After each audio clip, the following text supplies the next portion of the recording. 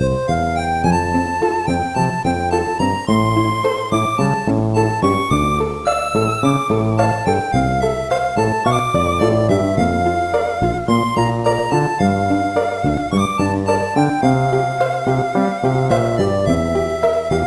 again, everyone.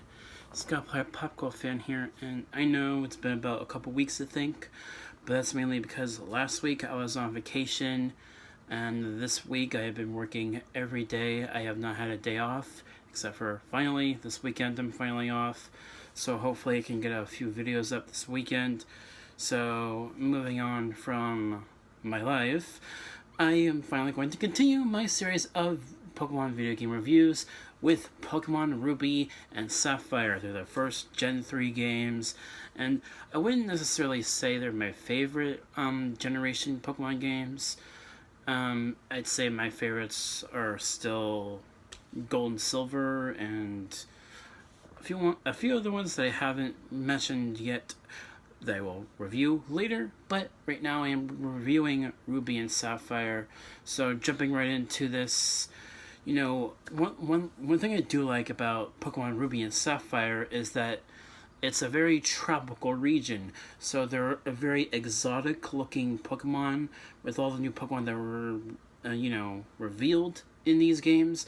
You know, we got Pokemon like Tropius, we got Pokemon like Pluslemon, Spinda. You know, a lot of Pokemon that just look very exotic because of what the region is. You know, it's a tropical region, so you expect like Pokemon based on animals that live in rainforests. So you know what I mean?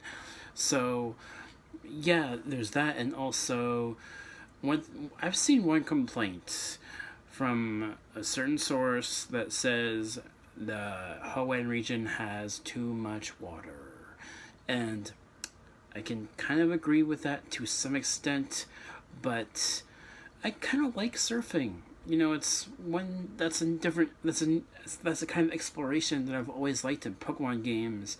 You know, I don't mind it as much as a certain other review source that I'm not going to name, but I really like the Hoenn region. I love like the design of the region, you know, all the different cities, especially the music.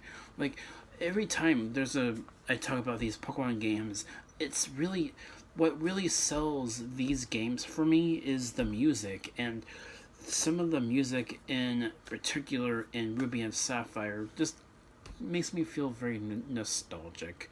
I love the music in these games, especially in Moss Deep City. I believe that's where the seventh gym leader is. The two twins, Tate and Liza. I believe that's the name of the gym leaders in that town, or should I say island, because it's an island.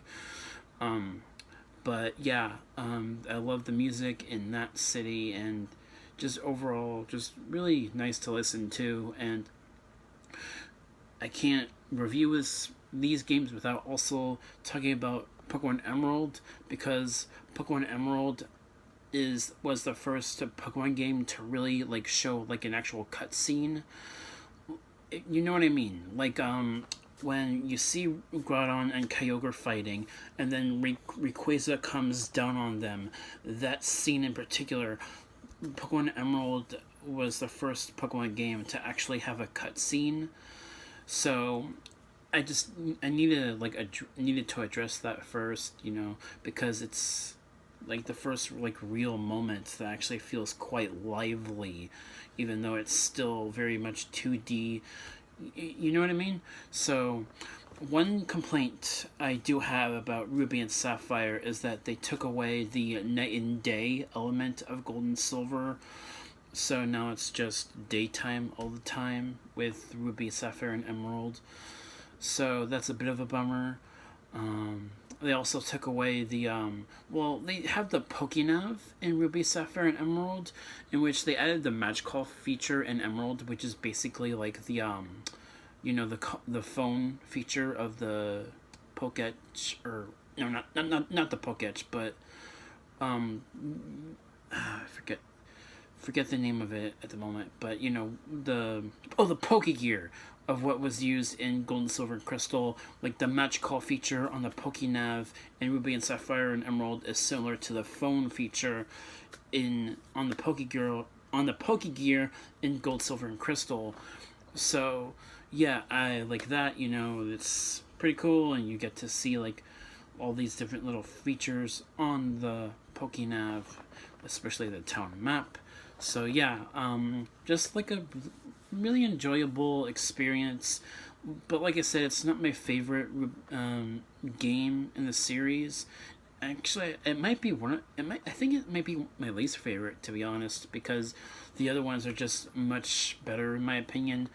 But so yeah, there's not too much else to talk about. I enjoy the characters. I enjoy like all the gym leaders have their own little flair to them. I mean, we're still not at that stage yet where where you get to meet the gym leaders before you actually face them. We're not at that generation just yet, but I also enjoy that. I enjoy just like a lot of the characters in this game are enjoyable, especially the female character you play as. May is the lead character in the Ruby Sapphire series of the anime. So that's nice. And yeah, that's pretty much my thoughts on Pokemon Ruby and Sapphire. I'd say my percentage rating, that's the way I grade these for the games.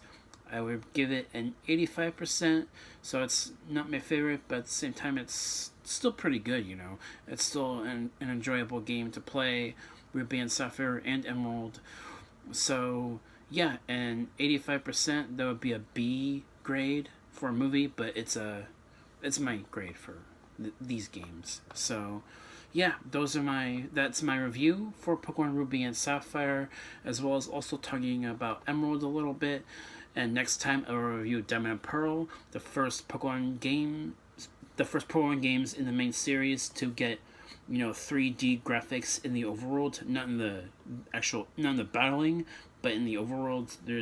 You get three new, like a computer animated 3D kind of graphics in Diamond and Pearl that I really dig. But at the same time, the pacing in those games, oh my god.